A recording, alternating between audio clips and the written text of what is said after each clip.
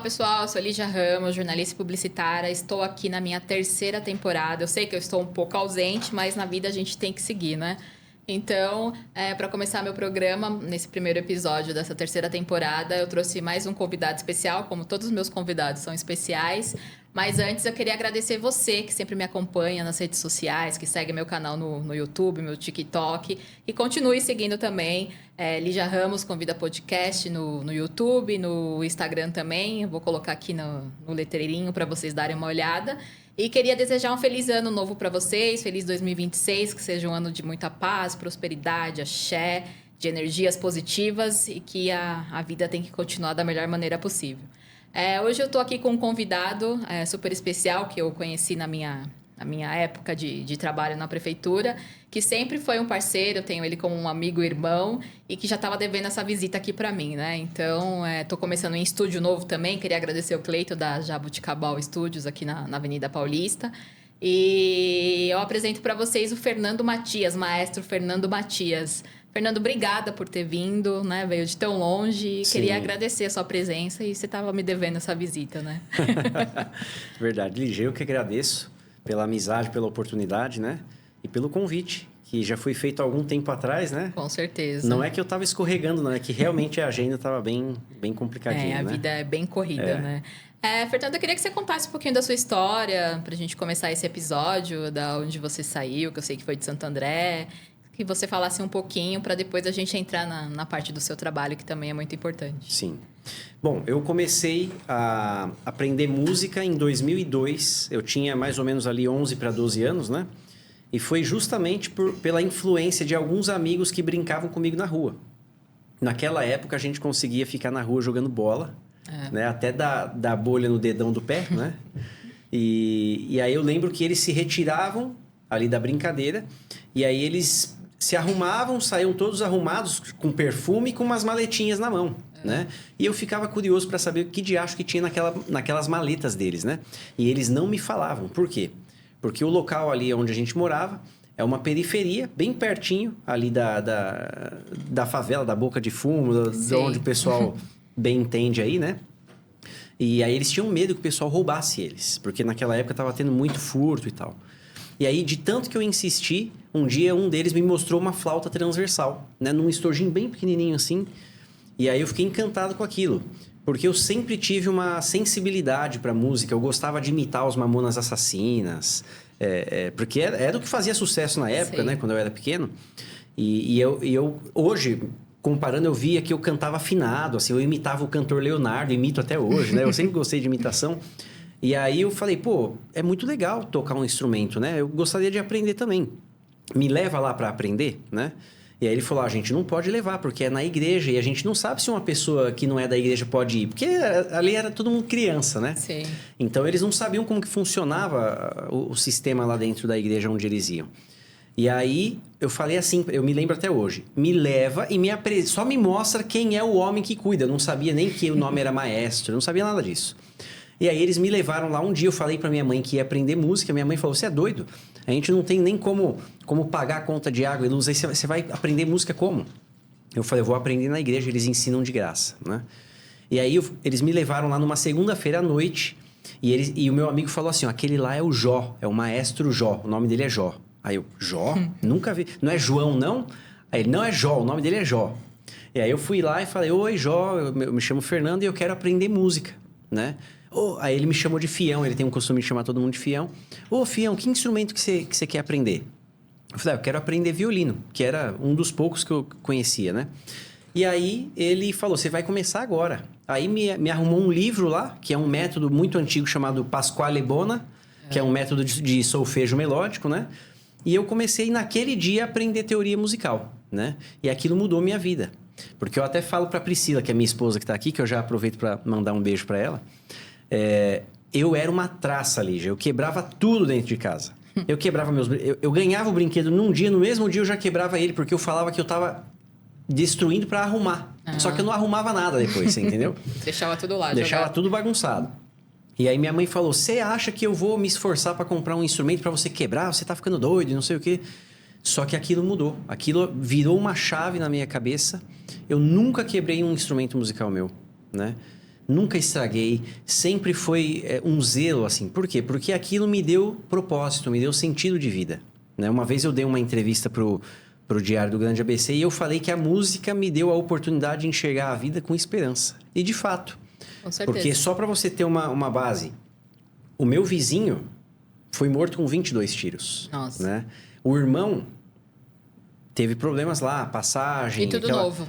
Tudo novo, tudo novo. Por quê? Porque a proposta da periferia é o tráfico e é uma proposta muito tentadora. Sim.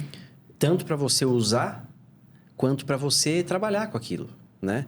Só que é muito perigoso. E as pessoas, às vezes, elas não têm noção do perigo. Então, um deles foi morto com 22 tiros. Eu lembro, eu era pequeno, né? Então, aquilo mudou minha vida, me deu esperança mesmo, né? Ah, uma história bem, bem bonita, né? Do início ao fim. Sim. E hoje em dia você faz o quê? Você é maestro de alguma orquestra específica? Como que você está lidando o seu lado profissional? Sim, atualmente eu sou maestro da Orquestra Sinfônica Solistas do Brasil, né? Que é uma orquestra que eu mesmo criei.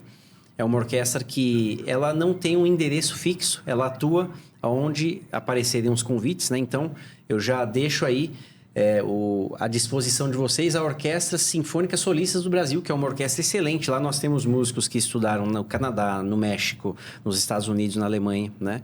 Muitos músicos que estudaram aqui no Brasil e músicos top, gente de ponta mesmo. E eu também sou professor na Escola de Música do Colégio Edessa, que fica em Colatina, no Espírito Santo. Bem então, pertinho. eu estou sempre fazendo essa ponte entre Espírito Santo e São Paulo. Todo mês eu estou em São Paulo, mas eu moro mesmo no Espírito Santo, né? Sim. E eu trabalho lá formando músicos lá e com um projeto muito interessante lá para construir uma orquestra naquela cidade. Sim, né? Tem faixa etária lá no Espírito Santo que você ensina as pessoas? Não, lá o ensino é livre, só que é um ensino privado. Então, o que eu estou fazendo agora? Eu fiz uma parceria com um colégio, né? É um colégio muito bonito. Lá, para você ter uma ideia, se eu não me engano, são cerca de 44 mil metros. Nossa. Só de área construída, se eu não me engano. Bastante. Só de área construída. Fora, lá tem muito espaço. É de uma fazenda, né?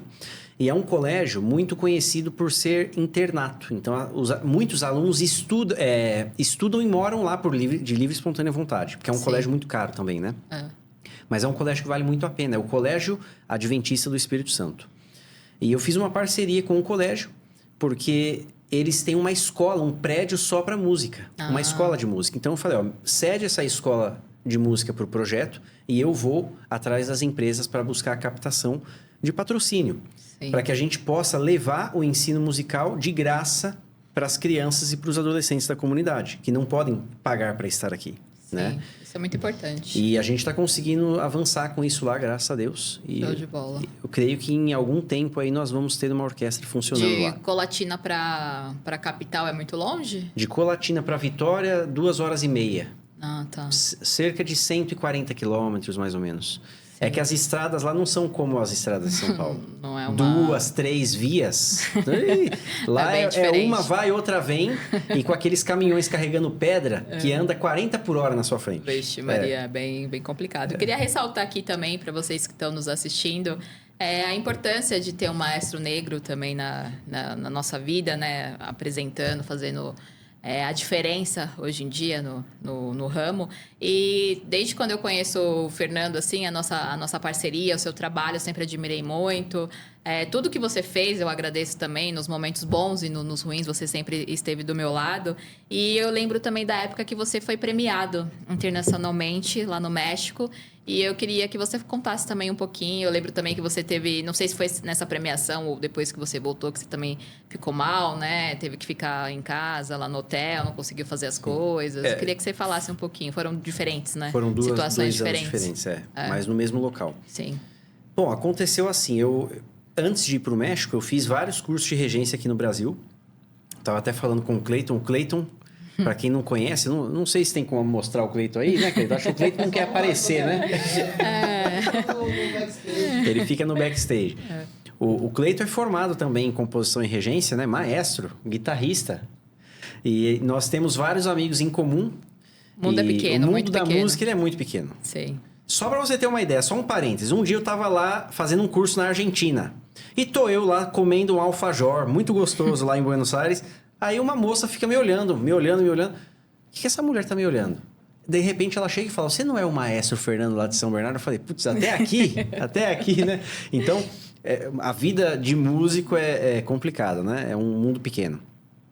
Mas o que acontece? Para ir para o México, eu tinha que apresentar todo um currículo já pré-existente, né? E aí eu fiz isso em 2024, fui aprovado no nível avançado. Porque alguns festivais de música clássica, né? O que é um festival de música clássica? Não é um local que você vai para ficar ouvindo música como num festival de rave, alguma coisa assim. É um local que você vai para aprender e para se apresentar, né? Então, tem vários professores à disposição ali e você vai para estudar. E aí eu fiz a minha inscrição e tinha 3 níveis, né? Nível inicial, iniciante, intermediário e avançado. E eu me candidatei para o avançado, né? Por conta de uma bagagem que eu já tenho dos cursos que eu fiz aqui no Brasil. E aí fui aprovado. Lá um dos diretores é o maestro Marcos Araújo, que eu mando um grande abraço para ele. E tem o diretor mexicano lá também, que é o maestro Raimundo Orozco, né? E aí o que acontece? Eles me aprovaram, aí eu fiz o curso, só que quando eu fui tirar o visto, eu não estava conseguindo agendamento para o visto. Os agendamentos estavam muito distantes, né? E aí eu pedi uma ajuda para uma pessoa que eu gosto muito, né? Que é a deputada Carla Morando, que sou muito grato a ela pela ajuda que ela me deu. E ela foi lá e me conseguiu um encaixe lá para mim, porque é muito difícil. Você Aqueles vistos de emergência, né? Foi praticamente isso. E foi tão interessante que eu falei assim, agora eu tenho uma dívida, não só com a Carla Morando, eu tenho uma dívida com todo mundo, porque naquela época eu estava financeiramente totalmente quebrado. Totalmente quebrado. E eu fiz uma rifa, não sei se você lembra. Lembro, eu participei da rifa. Na verdade, eu fiz uma vaquinha no primeiro ano e fiz uma rifa no segundo ano. E aí, muita gente participou da vaquinha, você inclusive, a quem eu sou muito grato. Daqui a pouco eu vou contar um pouco do que a Ligia já fez por mim. E aí, o que acontece? Eu fui lá e falei, não, eu tenho uma dívida agora, eu tenho que pagar isso mostrando que eu vou ser o melhor desse festival aqui. Melhor assim, não para me achar, mas que eu ia dar o meu melhor, né? E quando eu cheguei lá, nós fomos surpreendidos. Os diretores anunciaram que ia ter um concurso lá dentro. Pela primeira vez, já estava na 3ª edição do festival. Como era o nome do festival? Festival Encuentro de los Mundos. Ah, legal. Que fica numa cidade chamada Zapopan. É quase uma província ali de Guadalajara, que foi onde teve a Copa de 70, né? E aí eles falaram, o primeiro lugar vai ganhar um concerto com a orquestra no ano seguinte, ou seja, vai poder voltar e já tem a inscrição garantida, já tem a passagem livre para o próximo festival, né? E ganha um troféu e tal. Só que isso, na vida de um regente, é muito importante. Sim. Porque você deu a cara a tapa, você concorreu contra outros regentes, né? E você ganha um prêmio. E fora da sua casa, né? Então, eu falei, eu vou ganhar esse prêmio. E comecei a batalhar por aquilo. E eu lembro que chegou pertinho ali já dos minutos finais, antes de eu entrar no pódio, eu estava avaliando o regente que estava regendo antes de mim. Que era um forte candidato a ganhar o prêmio, né? Ele regeu muito bem. Brasileiro. Tinha gente de 10 países lá, regentes de 10 países, né? E aí eu falei, puxa, ele tá regendo muito bem. E eu já sou o segundo ali, vou reger depois dele. Eu não posso, eu tenho que fazer alguma coisa diferente. E eu percebi que ele regeu com partitura. E aí eu comecei a perceber que os outros estavam com a partitura na mão também. Eu falei, eles vão todos reger com a partitura, então eu vou reger sem a partitura, eu vou reger tudo de memória. Olha só. Só que eu não tinha decorado toda a peça. E aí eu lembro que eu fiz uma oração bem rápida antes de entrar no palco e pedi o seguinte para Deus, Senhor, só me ajuda a lembrar aquilo que eu estudei. Não quero facilidade, só quero lembrar o que eu estudei, né? E entrei e regi, aí cheguei e abaixei a minha estante, regi de memória. E aí no final do concerto, quando eles foram anunciar o vencedor, eles começaram anunciando de trás para frente, o terceiro colocado, o segundo colocado. E aí eu sou muito competitivo, né? Você conhece um pouco disso, certeza. Né, Lígia? E aí eu comecei a pedir para Deus me dar humildade para aceitar que eu não tinha ganhado. Para que eu não fizesse uma cara feia, não que eu não estivesse contente com a outra pessoa, mas descontente por não ter ganhado. E enquanto eu estava fazendo essa oração, anunciaram o meu nome. Então, para mim, foi uma surpresa. Eu fiquei muito emocionado e tal. E aí, no ano seguinte, que foi o ano passado, eu voltei lá no México. Recebi o prêmio e tudo mais. Só que aí eu inventei de comer um taco de alguma coisa lá. E eu não como carne de porco, né? Por uma questão religiosa, né? E aí, eu perguntei para a moça, ¿es de puerco? No, no es de puerco. Do que es? Es de cerdo?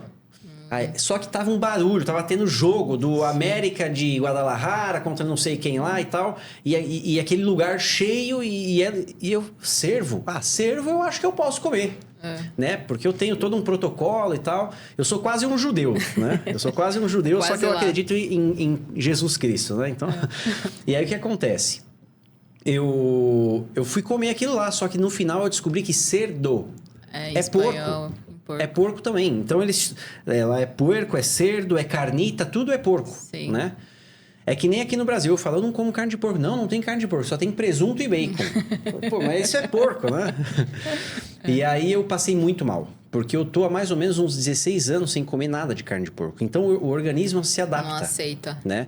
E a carne é tão forte que quando você faz uma tatuagem, por exemplo, coloca um brinco, faz uma cirurgia, o que o médico fala pra você? Pra não comer carne. Pode comer carne de porco por 15 dias. Sim. Porque é uma carne muito forte. Eu achei que tinha sido por causa da pimenta, né? Não, no ano anterior eu comi quase que a pimenta crua sozinho lá. Não era. A pimenta é o de menos. Foi o porco. Nossa. Eu passei tão mal que eu fiquei 4 dias de cama. E assim, justo nessa ida, eu não fiz o seguro viagem. Todas as outras eu tinha feito. E essa eu esqueci. Então eu não consegui ir no hospital, porque lá é tudo muito caro, né? Sim. Quando você vai pagar particular. Aí eu ficava falando com alguns amigos médicos aqui do Brasil. Na verdade, tudo que você sai fora do Brasil é caro, né? Tudo é caro. A gente só vai dar valor depois que tá lá fora. A nossa moeda é muito... Se bem que a moeda deles lá é bem desvalorizada também. Na verdade, ela é mais desvalorizada que a do Brasil, né? Tá. Só que, como eles têm uma cultura um pouquinho parecida com os Estados Unidos, porque estão ali na fronteira, né? Sei. A saúde é cara lá. A saúde é um pouco cara, Imagina. né? E aí eu fiquei me hidratando, tomando alguns remédios, mas eu fiquei muito mal. Cheguei a desmaiar lá de desidratação e tal. Foi um período bem... E depois, quando eu voltei, eu fiquei uns 3 meses muito mal. Eu imagino. Aí desencadeou um monte de questões lá de articulações. Aí eu tô tratando essas coisas até hoje, mas é... Faz parte, Faz né? parte, a gente acaba aprendendo. Isso é experiência. Experiências da vida. Experiências da vida. E a premiação, você... Como que foi, assim, felicidade, com certeza, né? Mas tinha pessoas brasileiras lá também, né? Tinha uma galera. Se eu não me engano, eram 90 maestros. Nossa, né? muito. No total, porque eram 3 níveis, né? Sim. E a maioria de mexicanos, mas tinha mais ou menos uns 15 brasileiros lá. Aí teve a premiação do avançado, do intermediário Teve a de todos os níveis, Sim. isso. Que eu acho importante, né? E aí eu lembro que eu fiquei em primeiro lugar e outro brasileiro ficou em segundo lugar, que era aquele rapaz que estava concorrendo junto comigo.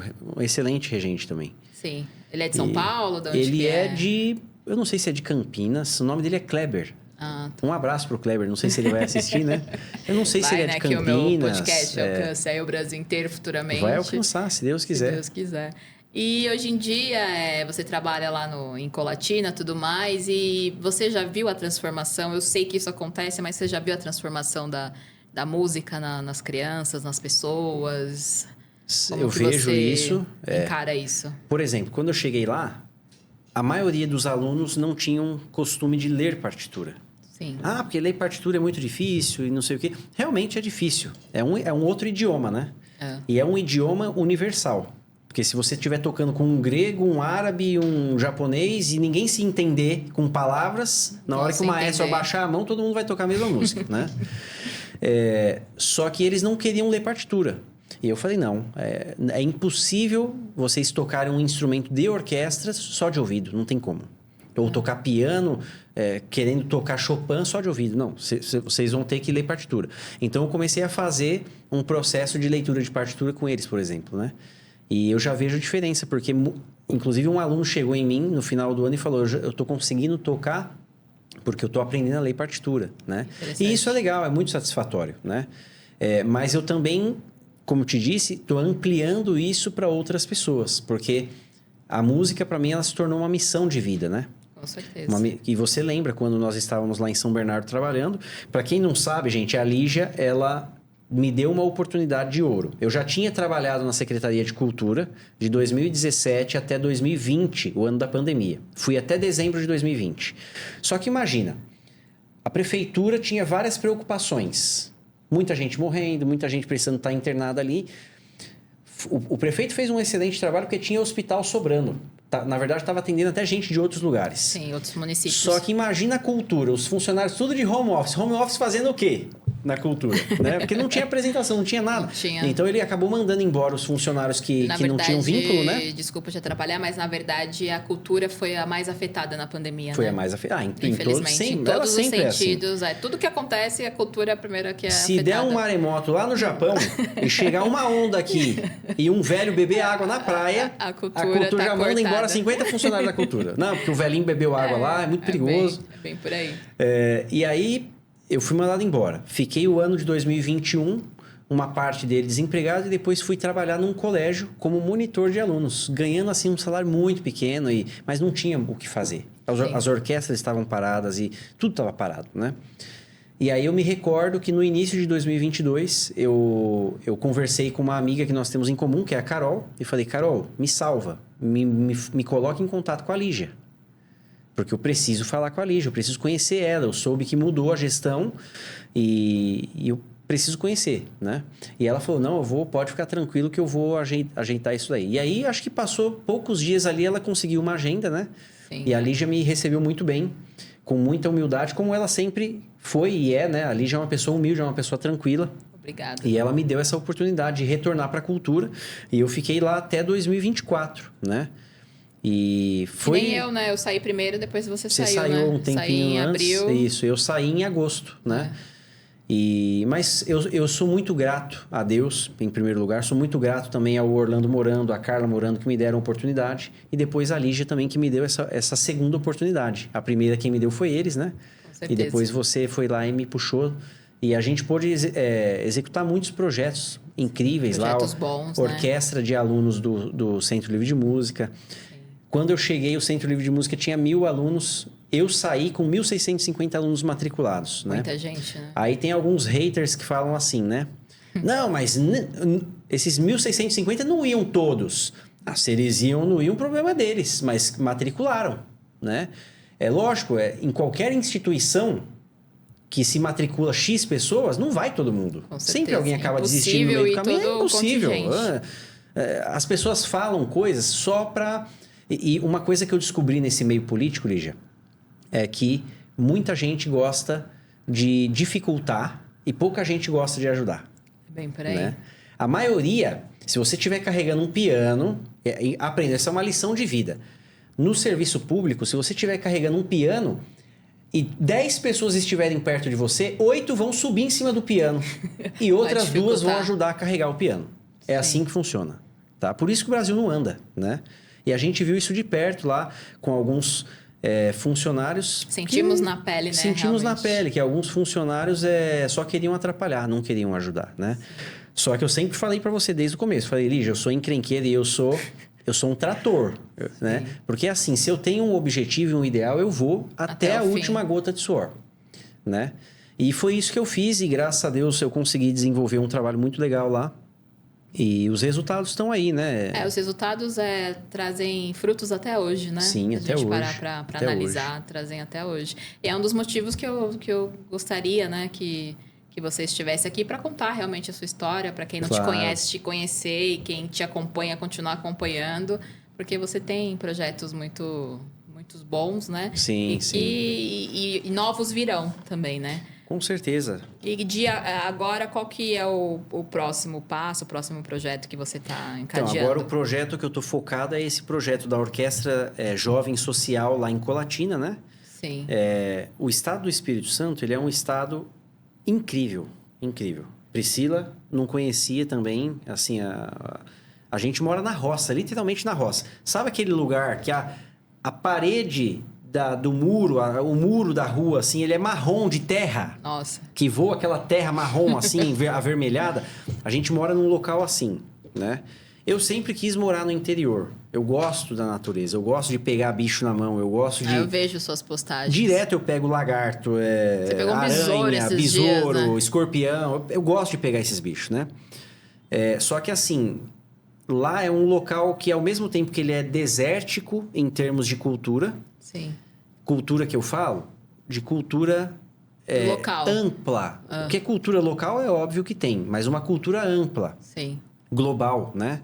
Como a música de concerto como o balé como uma escola de música como aquela que você tinha lá e tantos outros projetos que você tinha das oficinas, Sim. artes circenses e uma série de coisas, né? Não existe isso naquela região que eu tô. Eu imagino. Não existe, você entendeu?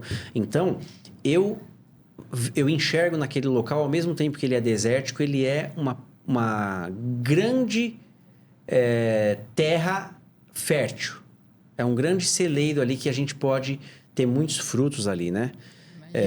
Fruto, celeiro, não tem nada a ver. Fruto tem que vir de pomar, né?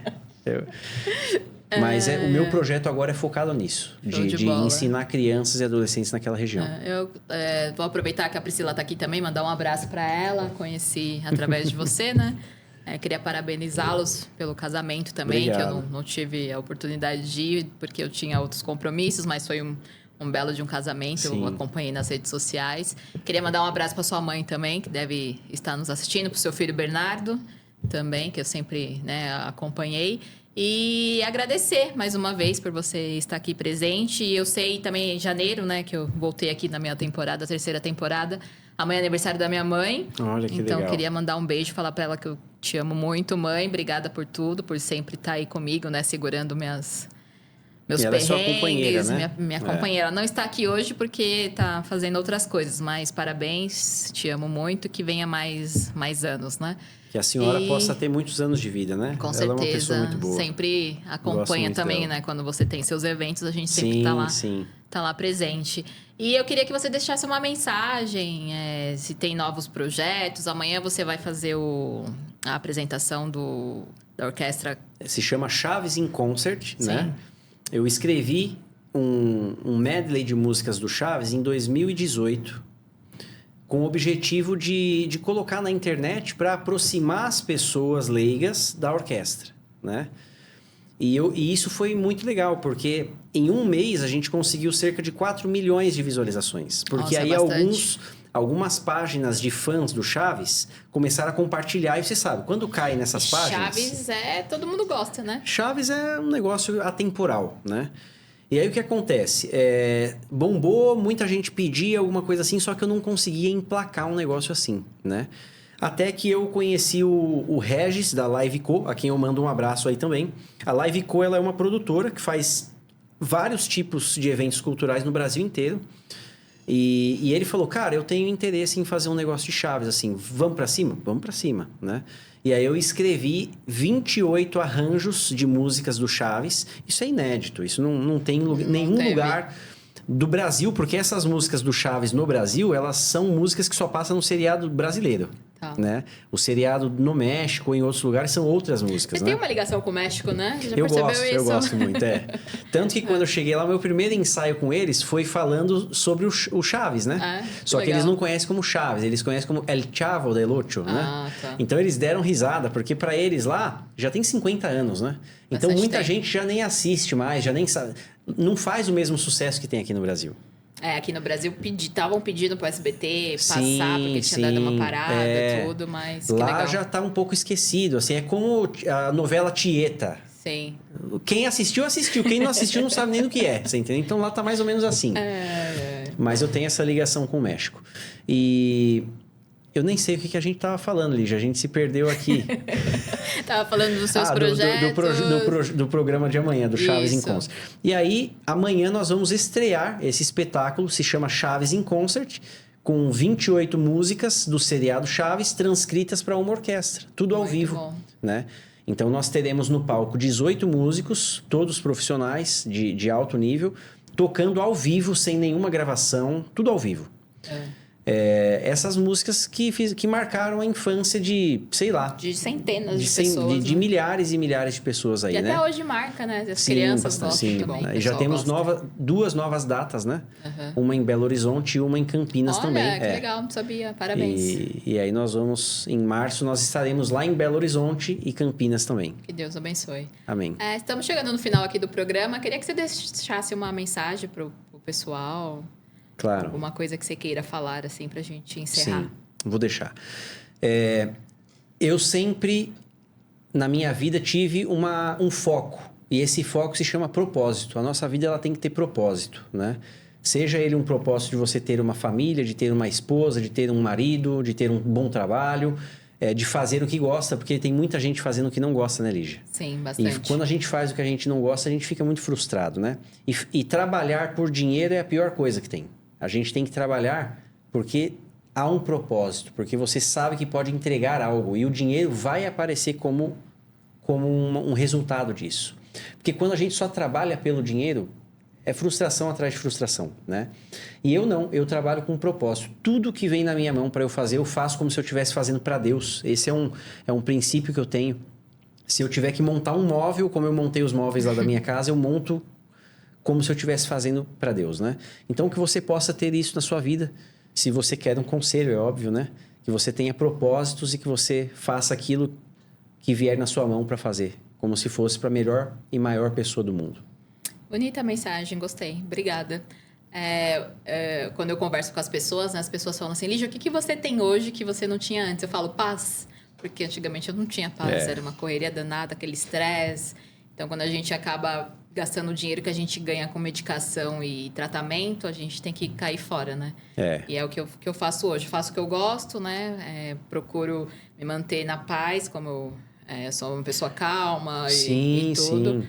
Mas quando a gente vai por um caminho que está levando a gente a declinar, então a gente tem que sair fora e seguir. E com gente, às vezes, de uma índole duvidosa, né? Porque sim, também. A gente via cada coisa assim que... eu parei de ser trouxa, parei de ser boa, então, né? Porque a gente abraça as famílias, abraça as histórias... E não leva a nada, né? E eu não sei se você se lembra de uma vez que eu cheguei em você e falei, Lígia, abre o olho, tem gente do seu lado. Sempre. Só que eu não queria falar o nome, porque... Sempre. A gente vive... Eu vivia numa bolha, né? Então, quando a bolha estourou, eu fui entender o que... Mas sabe por que isso aconteceu? Porque você é uma pessoa humilde e pura, Lígia. As pessoas... Eu falo isso sempre pra Priscila. A Priscila também é assim. A Priscila é muito pura. Ela não consegue enxergar maldade nas pessoas. Sim. Eu já jogava bola na rua, arrancava a tampa do dedo na rua, chutando bola. Eu farejo essas coisas. Eu falo, essa pessoa aí, o olhar dela já não... Mas são lições que a gente carrega na vida e a gente tem que seguir em frente, né? Como as nossas vidas melhoraram, fluíram, então é o que eu desejo para todo mundo também que assiste aqui o meu programa. E eu desejo que seu podcast seja próspero, tá? Que sua carreira... Amém. Eu vou chegar lá, vou chegar lá nos seguidores do YouTube também. É isso aí. Ganhar as plaquinhas lá, que é o sonho. Mas, maestro, obrigada por mais uma vez por você ter vindo aqui. Gratidão pela sua amizade, gratidão por você deixar eu participar da sua família também. E desejo sucesso aí na sua caminhada, porque desde quando eu conheci você, eu falei, nossa, ele tem alguma coisa diferente. Ele sabe o que está fazendo, é uma pessoa inteligente, íntegra. Sim. Um maestro com cara de pagodeiro já é diferente. já não é uma coisa assim, já vou muda, ali né? Na esquina encontrar um maestro com cara de pagodeiro. Mas obrigada, viu, pela sua presença. Valeu, Lígia. Obrigadão. Tudo de bom, viu? Vou finalizar aqui meu programa, agradecendo mais uma vez o Cleiton, do Jabuticabal Studios. Mandar um abraço para minha amiga Franciele Frois, da Finan. Mandar um abraço também para o meu amigo Jackson, do JW360, e a minha amiga Márcia, da Doceria Cristal, lá em São Bernardo do Campo. E finalizo aqui mais uma edição e te vejo na próxima. Muito obrigada.